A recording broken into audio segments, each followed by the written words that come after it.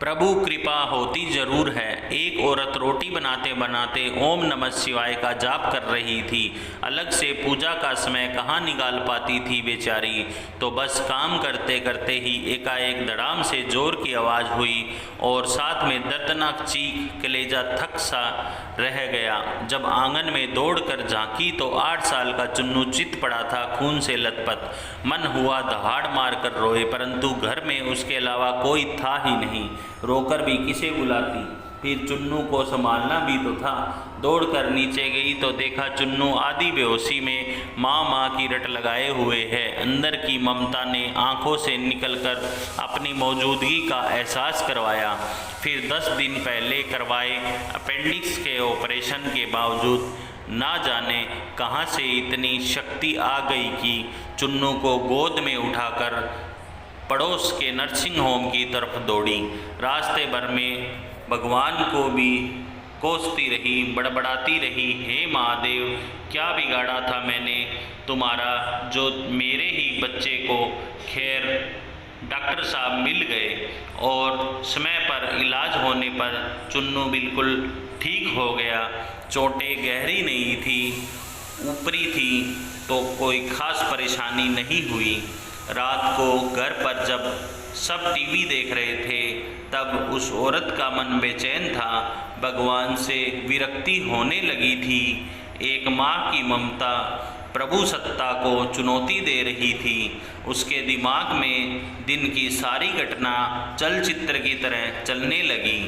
कैसे चुन्नू आंगन में गिरा कि एकाएक एक उसकी आत्मा सिर उठी। कल ही तो पुराने चापाकल का पाइप का टुकड़ा आंगन से हटवाया है, ठीक उसी जगह था जहाँ चिंटू गिरा पड़ा था। अगर कल मिस्त्री न आया होता तो उसका हाथ अब उसके पेट की तरफ गया, जहाँ टाँके अभी हरे ही थे ऑपरेशन के। आश्चर्य हुआ कि उसने 20-22 किलो के चुन्नू को उठाया कैसे वो आधा किलोमीटर तक दौड़ती चली गई।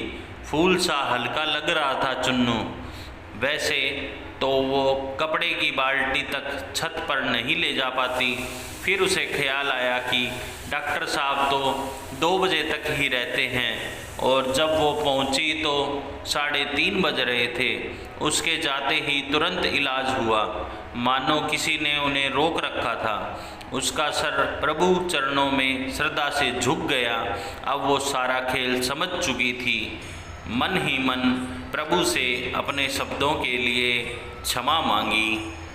तभी टीवी पर ध्यान गया तो प्रवचन आ रहा था। प्रभु कहते हैं, मैं तुम्हारे आने वाले संकट रोक नहीं सकता, लेकिन तुम्हें इतनी शक्ति दे सकता हूँ कि तुम आसानी से उन्हें पार कर सको।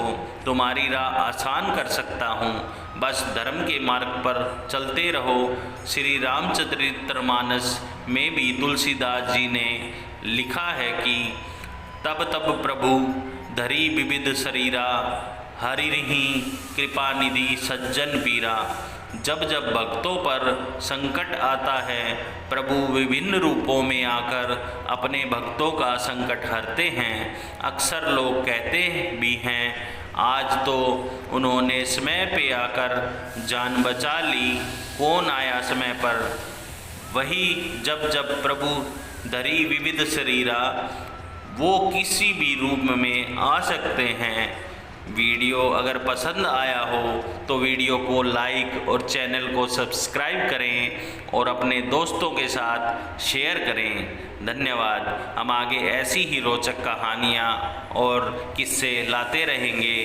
प्लीज़ चैनल को लाइक करें, शेयर करें और सब्सक्राइब करें। आपका बहुत बहुत धन्यवाद।